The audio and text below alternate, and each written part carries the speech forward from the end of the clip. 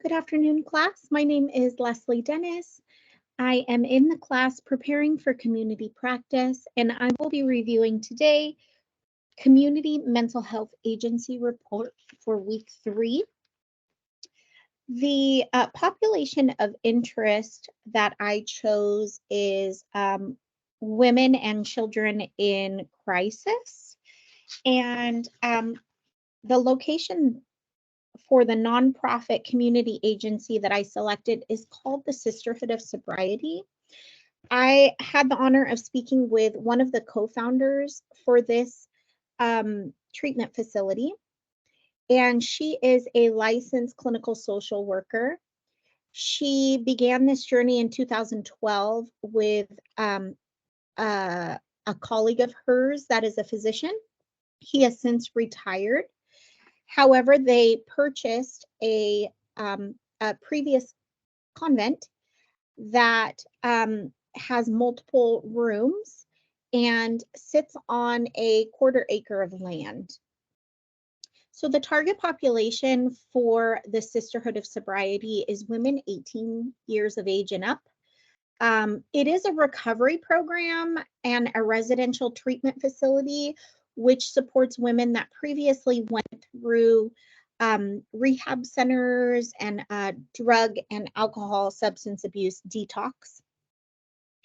It's really based on a 12-step AA recovery model, but also uses other various models such as cognitive behavioral therapy and solution focused therapy.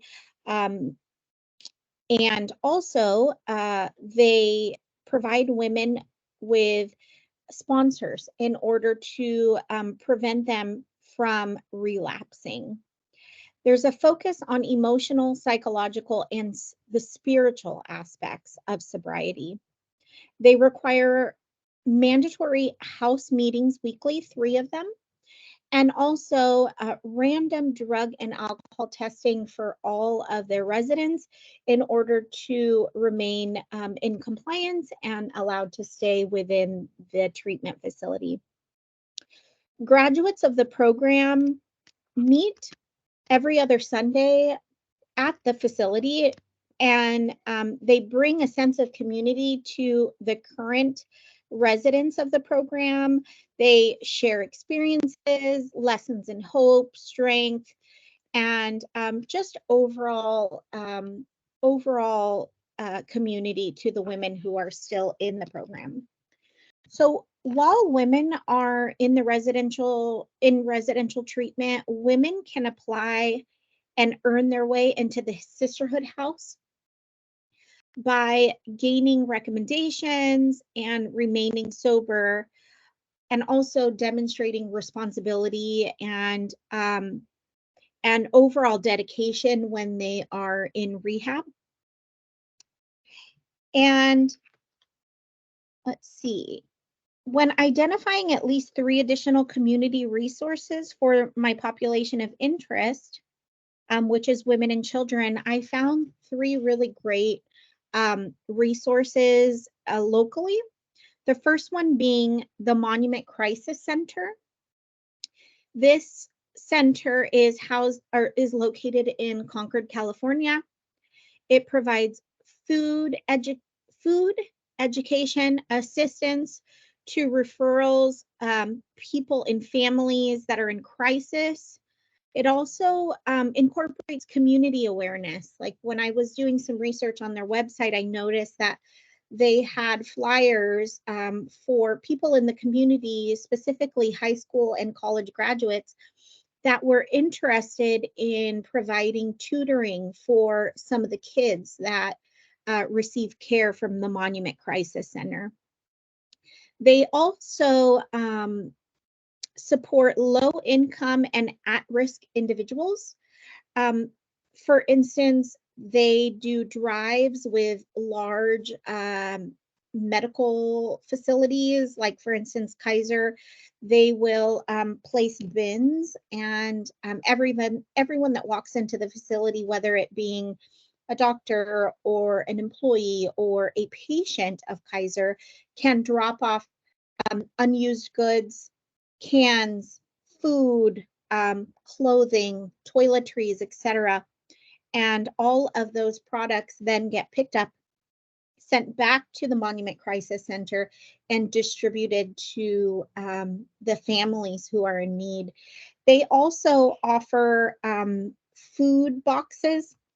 You can put food boxes together for families, kind of like an adopt a family, where they have a required amount of items, usually non-perishable items, that we could put in these boxes.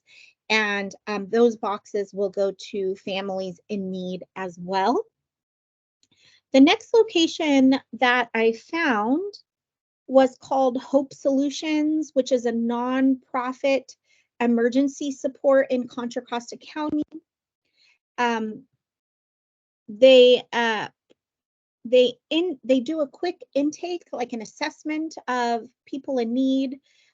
They don't just support women, they support families, they support women, single moms, people with children, and they do a quick intake on them, and then they provide them with resources and housing, childcare, healthcare, resources for domestic violence, within the community. So they have connections with locations within the community that those families or the women or the children can then get care from, whether it's healthcare or housing, emergency housing, or mental health support, things of that nature.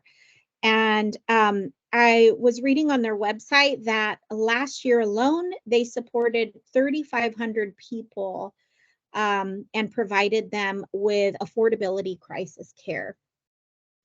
Lastly, I did a little research on the National Domestic Violence Hotline.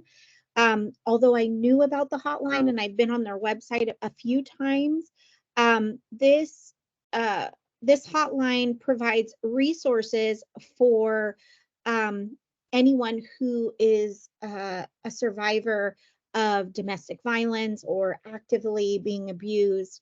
Two takeaways that I didn't know about this hotline is, number one, they have resources specific for people who are deaf, via video and phone, from advocates who are also deaf themselves.